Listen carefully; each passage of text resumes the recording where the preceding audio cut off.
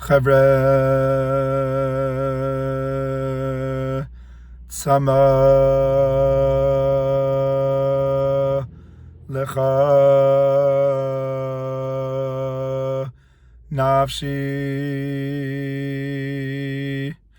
Kama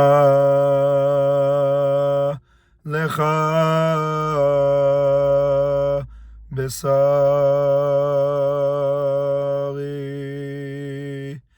Mieretz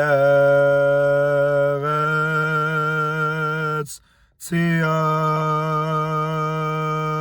Ve'ayef Bli Mayim. Bezrat Hashem, going into Parshat Vayishlach, mamash the day of Yutet Kislev, 6 days prior to Hanukkah, and entering ourselves in such crazy times into this forever known holiday of the Hasidim, of Chag HaGeulah, of Chag HaRedemption, and trying to connect between Parshat Vayishlach and the world of Chassidut. And we would just open up with a question in Parshat Vayishlach, that it says, Vayavo Yaakov Shalem. Yaakov came to a place called complete. There are two ways of understanding Shalem. Shalem could be something that is complete by canceling something else, which is what's known in our days as the cancel culture. How does someone feel shalem? By canceling. Obviously, that's not the real shlemut that we believe in. We believe that canceling is disrespecting of Hashem. Hashem gave us a world that is meant to be mashlim one another, to be understanding that there's two different names, Yaakov and Israel, very different from each other. And although they're so different from each other and as so parallel opposites, they need each other. And real shlemut is not by canceling, but by connecting. And that the question of shlemut for Yaakov, now he has these two names, Yaakov and Israel.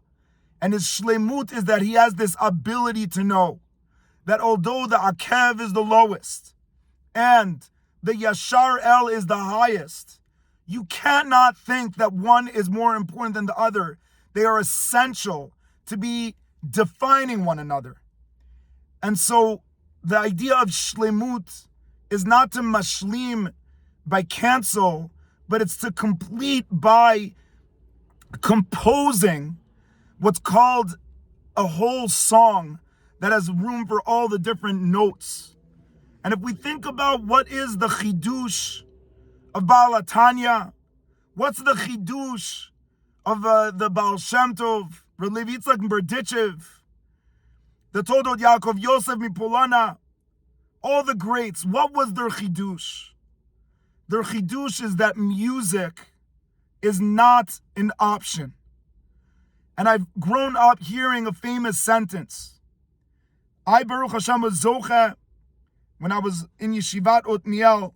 Very often, there'd be hitvaduyot. And sometimes, some of the chevre would go to the hitvadut, and they wouldn't wake up for shachri. And a couple of the chevre that liked getting angry, they would say, all your hitvadut is worth nothing, because look, you went to your hitvadut and you missed shachri. And there's so much, maybe, element of truth in that idea, but there's another sentence that I've never heard, that the same amount of people that miss minyan after a tish is the same amount of people that miss minyan after they finish a daf of Gemara. But no one says to them, oh, if you miss minyan, then you should not learn your daf of Gemara. What do we extrapolate from this? That in many people's minds, Torah is the goal, and music is the whipped cream. And we could be without whipped cream. We don't need it. And so therefore, if you miss minyan, I don't want your hitvadut. Comes the world of Chassidut and says, Chas v'shalom, that a person should think a yitvadut is more important than a minyan. And at the same level, chas v'shalom, that a person should decide that a yitvadut should be minimized because a person made a mistake. Beseder. So someone didn't get to minyan. But just like we still see them as essential because they learned the daf of Gemara, they're also essential because they went to yitvadut. Because a yitvadut is not whipped cream. It's a new essence that is needed in the Jewish world. That the only way to build bridges between the different sides is one thing, and it's only music. Music was not put into the picture as something for the chaver that can't learn. It was put into the Beit HaMikdash by David HaMelech with the Levim, and by putting it in there, he said very clearly, music is what's going to make this Beiti Beit Tfilah Yikareh Lekol Ha'amim.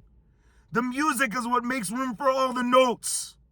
And so when we're celebrating the Chag of Chassidut, the Chidush of Chassidut, it's that music is not about having a good voice.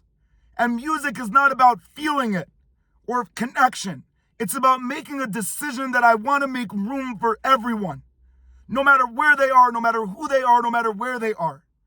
And looking at what's going on, we need to understand that in this period that we see terrorist attacks, we see funerals, we see shiva houses.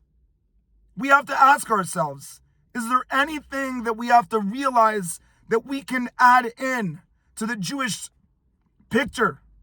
And the answer might be that music has to stop being seen as the spiritual addition and rather be seen as a spiritual avoda of making room. We don't dance because we feel it.